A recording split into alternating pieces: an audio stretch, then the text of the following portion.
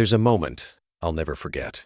A man in his late 60s sat across from me, his voice low, as if the walls might judge him. He said, "Doc, something's different. I don't feel like myself anymore." He wasn't talking about chest pain or blood pressure.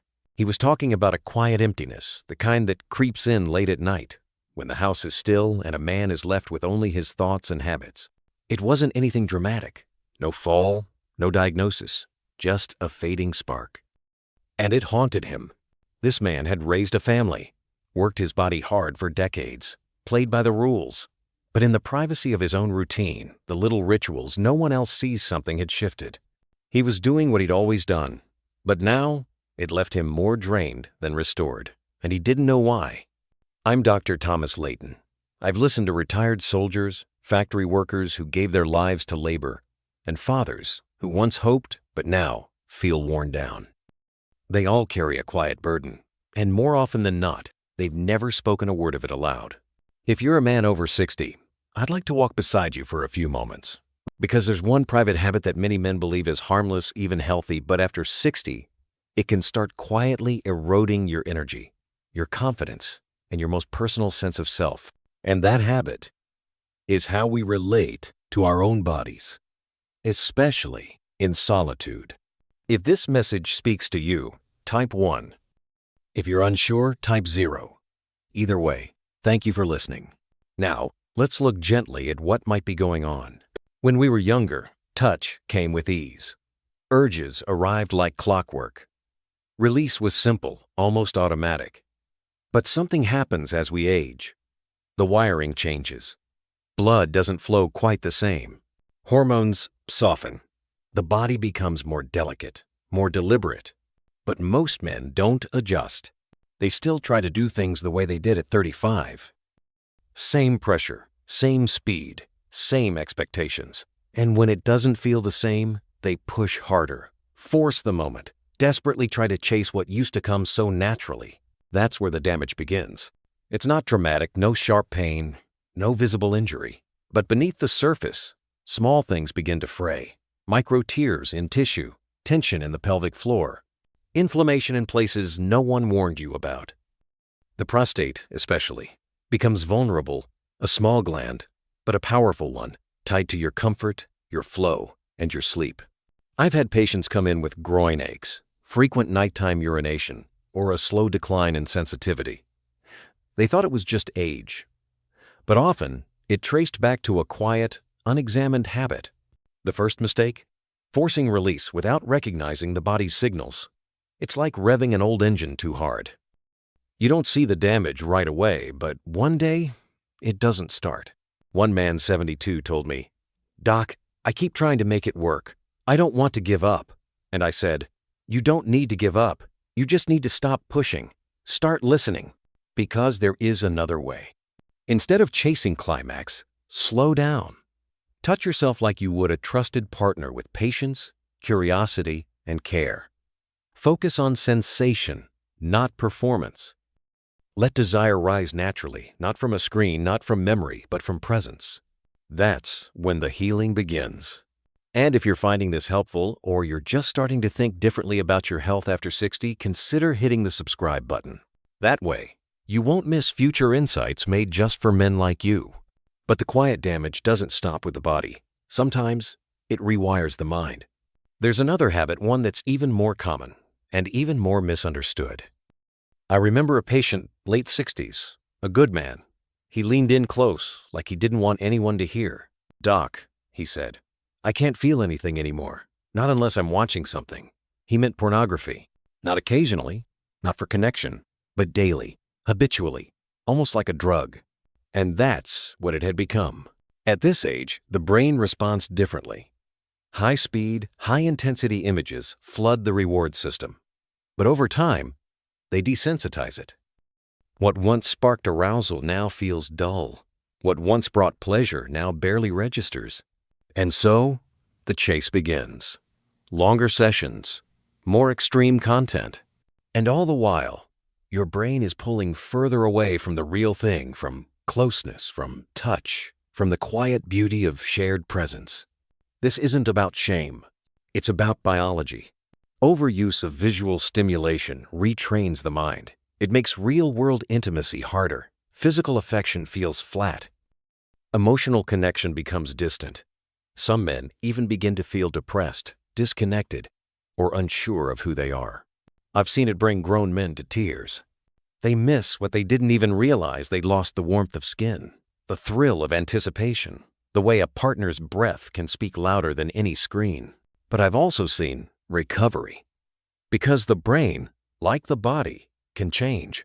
You can start today by stepping back, reducing screen time, turning to imagination, memory, or even literature to spark that inner flame again. It may feel strange at first, awkward, but with time, the fog begins to lift. Pleasure returns. Not the kind that burns fast and fades, but the kind that lingers.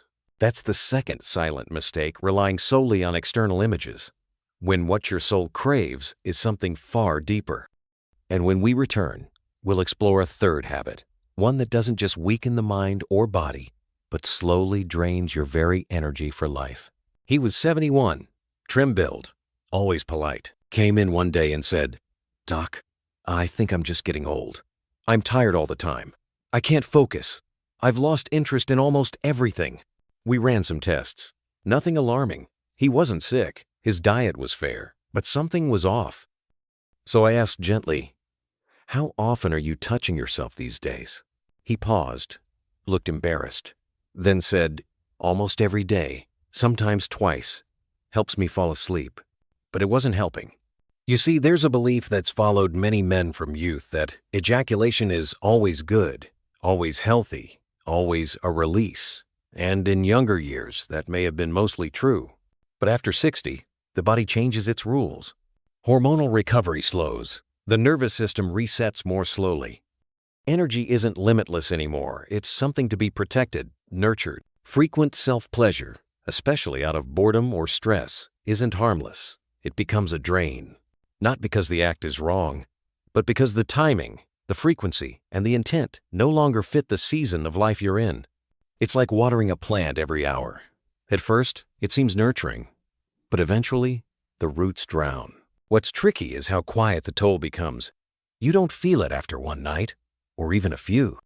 But over time, fatigue builds, sleep quality declines, moods darken, motivation thins. You chalk it up to age, but age isn't the culprit. The body is simply telling you it needs more conservation and less depletion.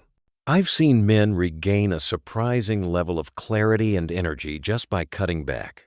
For some, once or twice a week is enough. For others, even less, paired with forms of touch or expression that don't always end in climax. And when they listen, something returns.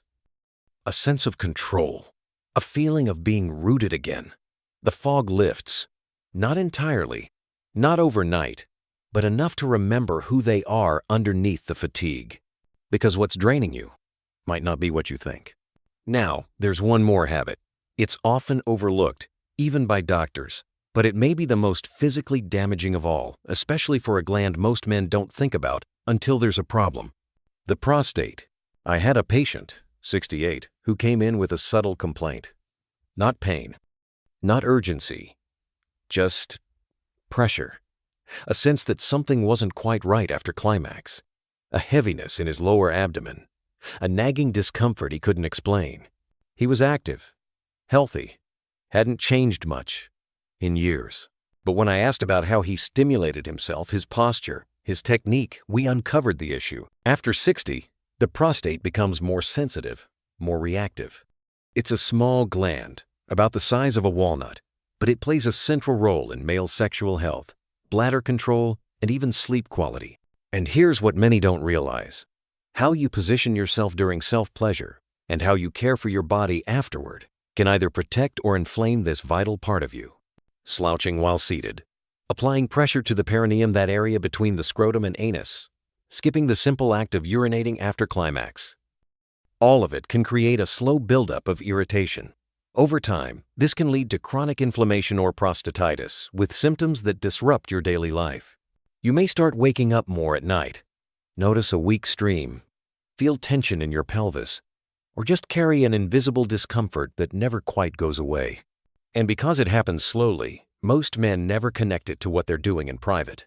But awareness is powerful, and small changes can bring big relief. Try shifting your posture. Avoid pressure on that sensitive region. Take a moment to urinate after release. It helps flush the urethra and soothe the system. And don't be afraid to touch yourself differently. You're not stuck in the habits of youth. You're free to adapt. I've seen men in their 70s reclaim peace in their bodies, not by giving things up, but by approaching them with greater care. Because what you do behind closed doors matters not just to your physical health, but to your comfort, your sleep, and your confidence in the world. So we've walked through 4 quiet habits that can, over time, become quiet harms. Forcing climax before the body is ready. Relying on screens for stimulation until nothing else feels real. Masturbating too often without honoring your body's energy. And neglecting your prostate during and after touch. None of these are sins. None of them make you bad. They just need your attention, not judgment, just awareness. Because here's the truth. Most men were never taught how to grow older with grace in their sexuality. They were taught to perform, to conquer, to never question what masculine means. But in your 60s and beyond, masculinity changes. It softens. It deepens. And if you can meet your body there with kindness, with patience, a whole new chapter opens up. Not one of decline, but of wisdom. So as we prepare to close, I invite you to reflect gently on what we've shared. These aren't easy conversations, but they're necessary ones. Because how you care for yourself in solitude shapes how you feel in the world. And in the final part of this message, we'll talk not just about what to avoid, but how to rebuild, how to rediscover strength, connection, and vitality in ways that feel aligned with the man you are now. If you've stayed with me this far, I want to say something directly from one man to another. You are not broken. You're not behind. And you're certainly not alone. That slowing you feel, the softer erections, the fading energy, the nights where you lie awake wondering what's changed, those aren't signs of failure. They're signals. Your body, speaking in a quieter voice than it used to, asking you to listen in a new way. But most men never get taught how. We're trained to perform, to fix, to push harder when something doesn't work. And for most of our lives, that served us well. But after 60, those same habits can begin to betray us. What once kept us strong can start wearing us down. You've now seen the 4 most common ways older men unknowingly tax their sexual health, not because of the act itself, but because of how the body has changed and how we haven't always changed with it. Pushing through when the erection isn't strong enough.